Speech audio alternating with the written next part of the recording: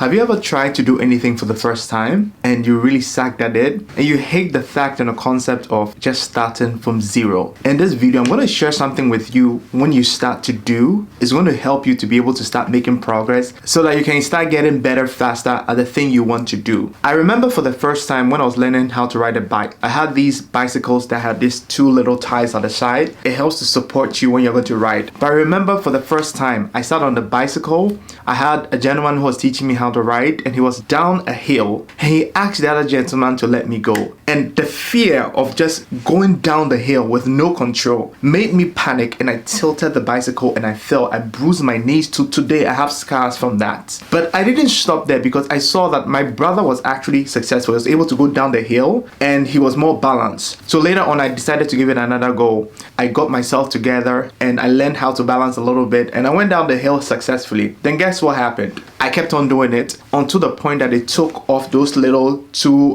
ties that supports the bicycle, and I was able to ride by myself. Doing anything for the first time is very scary. It doesn't matter what you're doing. I remember the first time I was trying to record a video like this. My goodness, I overthought it. I kept on going back and forth. I kept on doing things to procrastinate so I don't do the video. But finally now I'm recording a video and I can look directly into the camera and speak to you. Trying anything for the first time, like starting a business, is always like that. Most of the time we see pictures and videos on social media and we see the success stories of the people who have done it over and over and over again and have gotten very good at it, and we use that as a benchmark to measure ourselves. But the truth is, nobody starts and is great. Everybody has to suck at a point, and the quicker you get comfortable at sucking and going through that and learning how to get better, the quicker you can get to the other side. When I started my business, I had no clue what I was doing. I basically was winging it, trying to learn things at the same time, trying to get clients at the same time. But eventually I started to figure out the things that were working and the things that were not working, and I just kept on getting better. It should be an aspiration for every entrepreneur to get to the level of mastery in their industry or in their craft, because that is where the most impact and that is where the most money is made.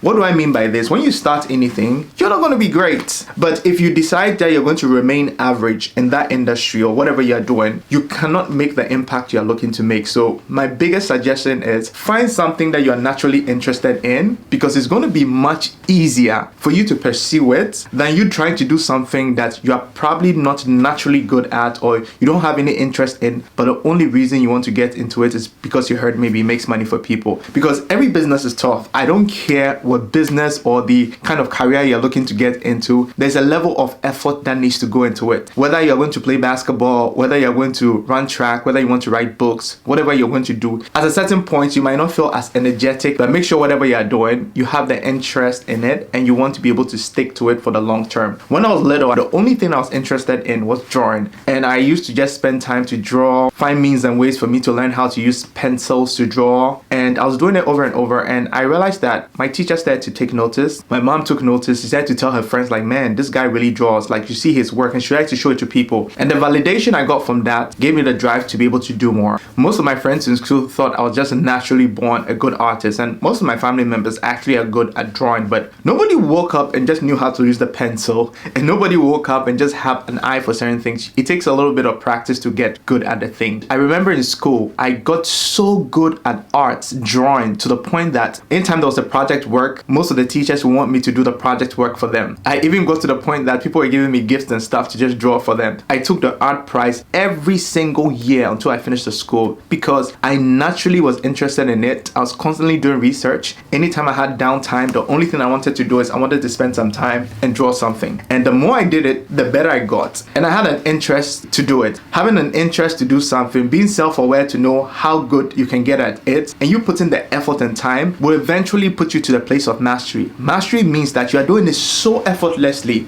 that you don't even need to think about it. You do it and people are like, wow, how is it that you are able to do this? Just think about all the people that dance and do different things, and they're able to do incredible things with their body, but they've been doing it over and over to the point that it's so effortless to them. Mastery is where the money is made, because the top 10% of people in any field make more money than the 90%. And this is just mind-boggling to me, because if you could do something and you can get outsized returns, wouldn't you prefer that than just being one of the average people just doing it? And that's my goal. My goal is to be able to get into the top percent of whatever I'm doing. That way I can make an impact, and you should have the same goal. It doesn't matter what field you're in. Decide that you're you're going to be the one of the best and put in the work. Put in the work on how you can get better. Put in the work on research. Put in the work of associating with people who are doing it and doing it well. Find means and ways to enhance yourself, because once you get to the place of mastery, you tend to enjoy a lot of the benefits the average person wouldn't benefit. So if you're a business person, it doesn't matter how small the business is, decide that you're going to be one of the best